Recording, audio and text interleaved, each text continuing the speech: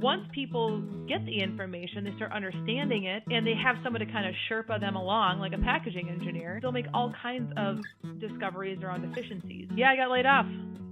Oh, again. Yep, compiling hundreds and hundreds of specifications. Think about toothpaste. You got the tube, and you've got a corrugated shipper. I don't know if they have dividers. So you've got like 4 components just for one product. Take it up as you go, and you just try to meet a lot of people, and you try to add value wherever you go. And you're just like, really? That's how it works? If you're not making outgoing calls, it doesn't take very long for your desk to just go quiet. Well, we could do a whole other episode on like how EPR is working in the EU. Right now, it's very country by country, kind of like in the US, it's state by state. It causes so much confusion, inefficiencies, waste, loss, like all the things you don't want.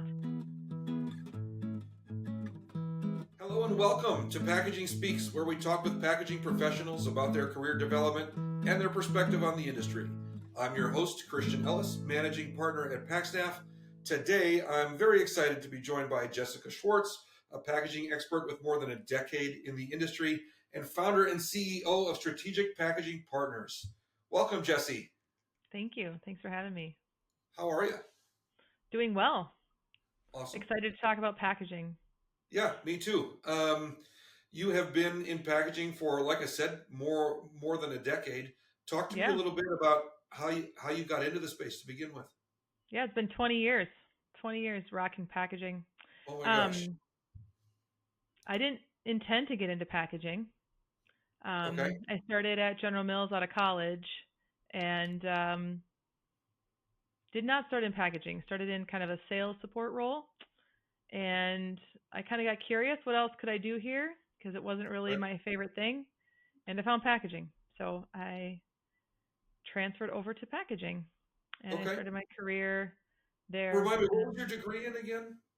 I have a degree in biology, and then I ended up going back to Michigan State for a master's in packaging. After a while in the industry, right? Yep. Okay. So General Mills is obviously a place that a lot of folks are comfortable working. It's a hard place to recruit out of. They push technology forward in a lot of ways. Talk to me about your decision to leave General Mills. Not a lot of folks make that choice. Yeah, that was a little bit of a tough choice. But when I did leave, it was kind of on the heels of successive layoffs. You know, every few years, just layoff after layoff. And General Mills as an organization was a little heavy on R&D, where they wanted to be in terms of number of people in R&D. And so, you know, there's just a lot of changes to the organization, not just there, but all throughout. And I just decided that I needed to leave. I needed to see something else. I wanted to kind of explore how other businesses ran. At the time, it was kind of General Mills was kind of I don't know, like a buzzword, but a buzz concept of like, how do we as an organization move more quickly, more nimbly? And I thought, well, I could leave, figure out what a small business does, and maybe I'd come back, maybe I wouldn't, but that's the decision. So I ran away. And you went to Catalina Foods, is that right? Yeah, Catalina Mexican Foods. They're small. Well, they make a lot of tortillas, but they're smaller, right? So they have one production location. Okay.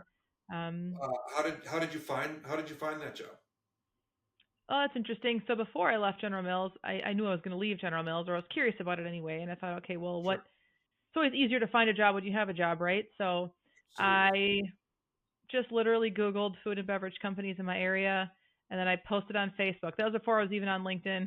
I just posted on Facebook, hey, does anybody know anyone working for this company? And once in a while I'd get a yes, and I'd get an intro. So that's how that worked. I mean, for the record, that's exactly how you want to do that kind of a thing. For those of you who are listening at home, if you're having a hard time making a job change, one of the best ways to do it is to try to network your way in, find a hiring manager, find somebody you know in the organization. In fact, I was contacted I started a new search for a food company in southern Minnesota this week, coincidentally. And I called a candidate and who I knew would be interested in the job. And she said, oh, I applied to it a few weeks ago, Christian, but, maybe you can help me out. And I said, well, usually if you've applied already, we can't represent you. But send me your resume. Let me see if I can figure something out. And and the client company had never received the application. So when I sent her resume in, they were all excited to get the profile, and they should have had it in their records somewhere for the last 2 weeks. I don't know if AI filtered it out or an HR person filtered it out, but Yeah, that's you a want to make sure the tricky, right people are seeing your credentials. absolutely. And networking is so Huge critical. part of that. Hmm. Yeah, I didn't mean to take away your thunder there, but you did exactly Oh, the right way. you can thunder too. We can, yeah. So, Catalina Foods, a lot of tortillas, smaller place. Hmm. What kind of how? I mean, obviously, it's the work experience is different than being in a massive place like General Mills. Talk about that a little bit. The hats you got to wear and what that was like. Yeah. Yeah, sure. So yeah, at General Mills, right, we have teams of people, there's support people everywhere. Typically, if you have to go to the plant, you have to get on an airplane. It's just different scale, right? And Hmm. so when you work for a smaller company, in this case, I was actually the office was in the same building as the main manufacturing plant, and so Okay. that was neat because you could just literally just walk out onto the floor and check out what was going on. Um, and so that was a good experience. Um, I think with small business, it becomes challenging sometimes to navigate the next best thing, and um, also a lot of small businesses kind of fly by the seat of their pants, and so to kind of bring process and kind of the thought around like what's the right process and procedure and do we have setup sheets for all of the equipment, not only back in packaging but also up front, and so just kind of bringing that ideology to a smaller company of like the big company, but then also respecting that the two are very different, right? Like if I came in as a General Mills engineer into a small company and couldn't change my frame of mind or adjust to the differences, then it's really hard. I think small business is a lot more stressful if you come from large and you go to the small because you're just so used to um, things being a certain way and Right. um, in terms of an appreciation for process, the right data, just nothing's perfect, but it's just a different scale of development a lot of times. Sure. Okay. Now you were there for like a year and a half. Is that right? Yeah, I was there for a year. Yeah. Okay. That's a little shorter than recommended. Can we talk about that too? Yeah, absolutely. Yeah, I got laid off. Oh, again. Yep. Okay. Oh, I didn't get laid off from General Mills. That's the Right. ironic part. As you thought it was coming and left preemptively, right? Yeah, so they were going through some when they hired me, they were going through some organizational changes as a family-owned company. They were transitioning some of the leadership and trying to navigate and figure that out. And so they made some financial decisions that, part-time. I was part-time as an engineer there. Okay. So it was just kind of an easy thing to kind of take off the books. And so, They didn't realize how much it was going to cost them in the long run, though, did they? well, hopefully I set them up in a good way and they're still doing Yeah. well. That's what I hope. Okay. So. So you found your did you find yourself unemployed and then try to figure out what was going to be next, or did you kind of had the consulting thing in the back of your mind? Talk to me Yeah, about so before I stopped working at Catalia, I started to look for a different job. that. Okay. And so that was already on my mind, like, okay, how do I get to the next thing? Um, and so then after I got laid off, I was like, okay. And I had a baby at the time. How old was she? I guess she was a year. It wasn't really a Baby's baby, baby's but hard also to know. like not super old either, right? Like kind of high needs and whatever. Um, so I started thinking like, okay, do I want to go back to a full time role or what else is out there? And thought, well, I may as well just try contracting, right? Like, Sure. no harm, no foul. Just see what you can do, right? So Sure. that's what I did. I got a couple of gigs. That was the fall of 2019, which was kind of right before Yeah. some Things went crazy crazy times. for a little bit there. Um, yeah, yeah, it was wild. But I contracted through COVID, and so I contracted for a couple of years, just kind of figuring out, okay, what does it mean to contract? What does it mean for companies to hire contractors in this very specialized technical space? Hmm. And where are the needs, right? Like, where is the need, and do I think there's other things to be done, right? So it was January Can of I ask? 2020. Can I ask a back of house question before you? You're saying you're working as a contractor. That means you had a contract direct with those companies, and you were a 1099 employee. Okay, great. I Not had, yeah. you didn't have your Um, own LLC at that point. there were actually two different ways. So there was somebody that I knew that had a consulting business with Okay, technical experts, most packaging engineers. So I got some gigs through that organization, and then I also found my own clients. okay, Yep, through awesome. networking primarily. I mean, that's that's Right. how. That's how most things happen. You don't think it, but I mean that's really what it is. It's a small industry, and it really matters who you know. Yes. No doubt about it. So your first couple clients came from your existing network. Yes. I mean, I had to build the network. It wasn't from anybody that I had worked with at General Mills, for You didn't example. get hired by General Mills or No, I just started asking around. okay. Um, man, yeah, I met somebody who connected me with someone who needed help, and then yeah, I think that's the part that people struggle with the most, right? Is like, how do I do this? And Yeah, how do I get the gigs? And it's like, yeah, I don't know, you just make it up as you go. Like that's the best. Like that's not very that's not advice you can really feel comfortable with. You know what I mean? Like you just right. make it up as you go, and you just try to meet a lot of people, and you try to add value wherever you go, and you're just like, really? That's how it works? Um, but I think it's hard as a contractor to be working on a business and in the business, right? Hmm. So am I growing the business? Am I getting new clients, or am I actually doing the work? And in January of 2023 is when I realized, like, oh man, I either have to run a business, or this is going to be, I don't know, too hard to try to find clients while I'm working with clients and try to balance all that. So Yes. that's when plus I knew a lot more about what clients needed and kind of some of the gaps that I saw um, in what was out there in terms of how help was provided. And so then I decided to form, my own company. Why not? So I'm having some of the same, frankly, the same struggles here. Am I focused on running a business? Are we growing this thing? Am I focused on recruiting? But my attention for a little while got so divided that business in my world, if you're not making, and in your world, I assume if you're not making outgoing calls, it doesn't take very long for your desk to just go quiet.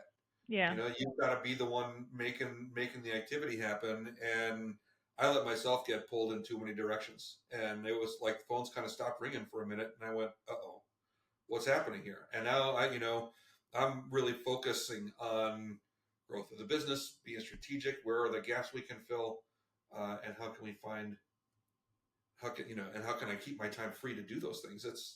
It's not easy to run a business and be doing the no, work at the same time. no, It's not. it's not. Um, And so now we have, I started at first. I thought I could build a business just on kind of packaging engineers as contractors, right? Because I thought, well, most people know what a packaging engineer does and they know the value, and that was very wrong. yeah, Um, most people in our circle know what a packaging engineer does, but outside of that circle, not so much. yeah, so then I was like, okay, well, it can't just be packaging. I need to add on some more, like some kind of a service that's more relevant to people. People understand more. So then, packaging touches every area of the business. So then I added on operations. Okay, operational assessments and how packaging impacts operations, and Mhm. then added on also procurement and some experience with like product development. So now I have a strategy team, and then I still have an implementation team, packaging engineers, Well, CAD designers, that suite of technical experts that can implement, right? Because most companies, so our target market's like mid-market to enterprise, right? Like 50 million plus, typically. Sure. That's typical. And so those guys don't need full-time everybody. They need fractional everybody's, Right. right? So um, it's been fun to be able to bring all the ideas and the thoughts around, okay, what should we do? But then ultimately they need people to do the work, right? Like that's where I think consulting is it, like I don't even want to be called a consultant because we like do the work, right? And so Yes. as we see this evolution of business and you see businesses trying to move away from more fixed cost into more variable cost, like how do we get our fixed costs down? I Yeah. think contracting and this sort of fractional employment of 1099 basically is going to become a real point of leverage for Yeah. organizations. So I don't know. I I think it's agree an with that. exciting time. It's a freak show circus kind of thing too, but it's fine. It's where we get to play around and be um, creative and Hmm. solve problems.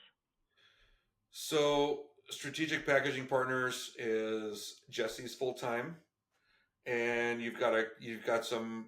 How many people would you say are working fractionally with you at any given time?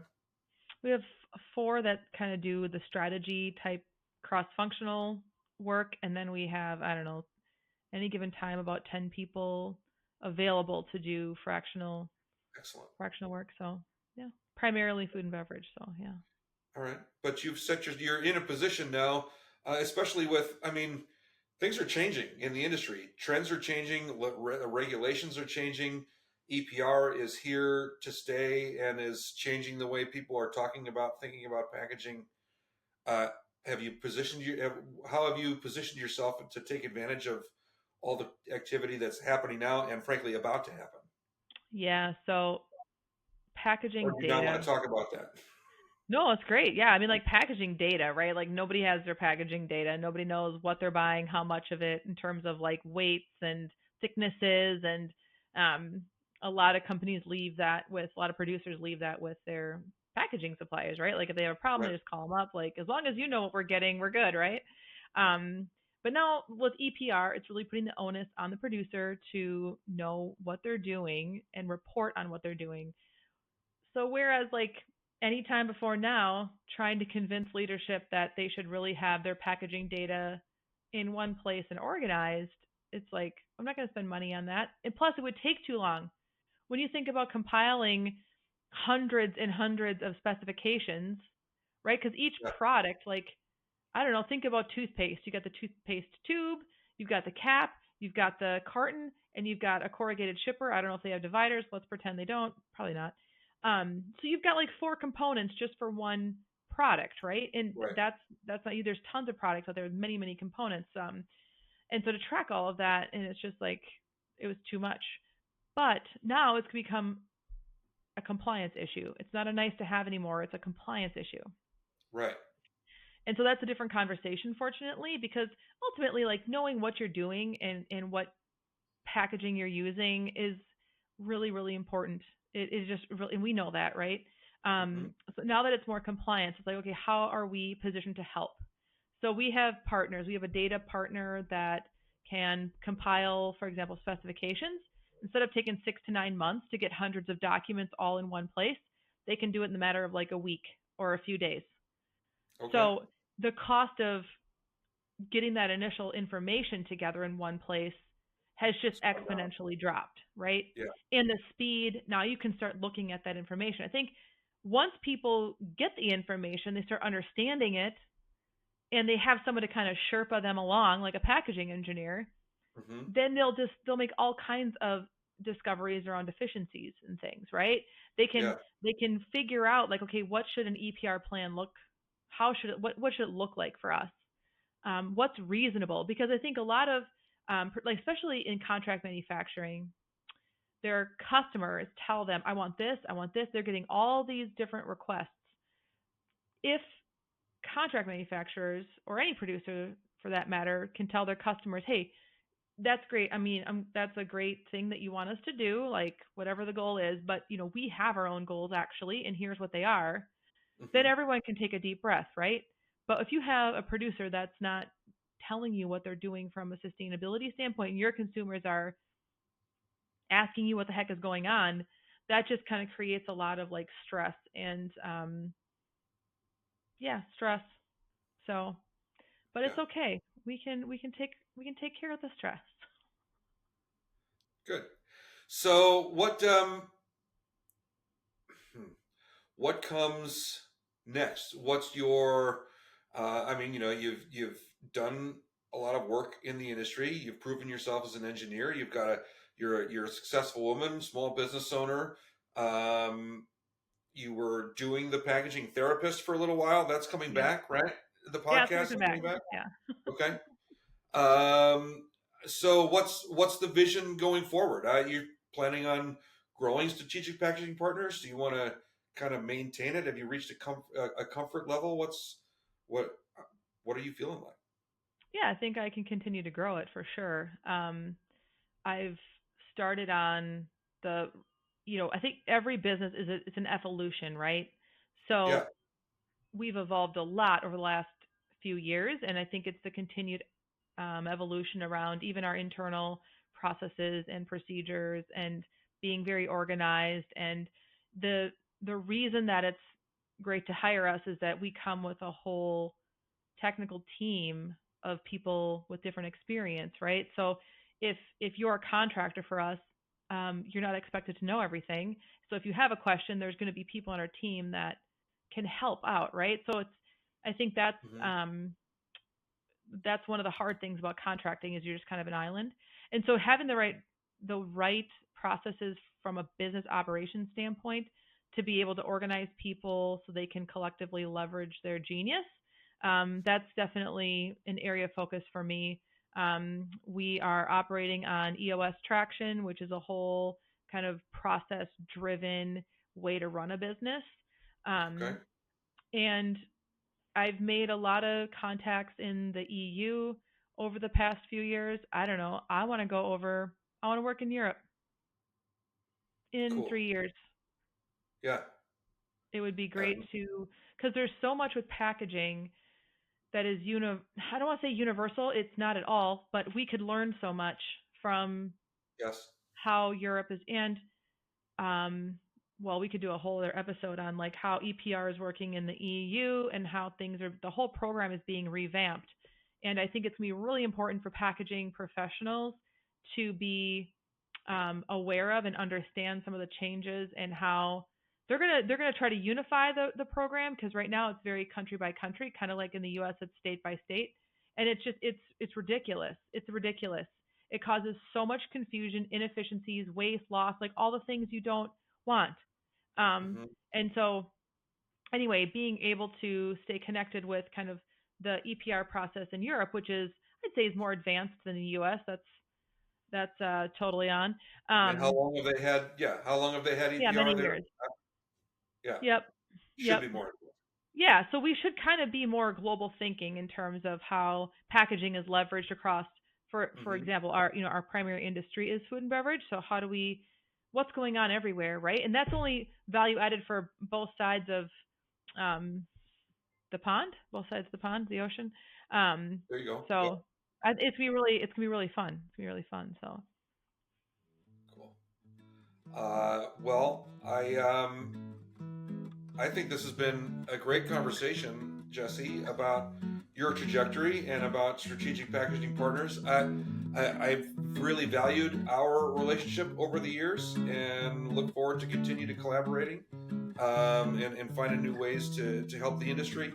I think that you've got a solid vision here and a lot of room for growth. So I think it's going to be a lot of fun to yeah, stay in thank touch over you. the next several years. Right? Absolutely, and thanks for having me on the show. Yeah, absolutely. Thanks so much for being here, Jessie. I mean, it's only been about 20 minutes, but there's a lot to be said for efficiency and brevity, right? I think. Yeah. Okay. So thanks so much for joining us today, everybody. It's a great episode here with Jessie. We'll be back in 2 weeks with another episode of Packaging Speaks.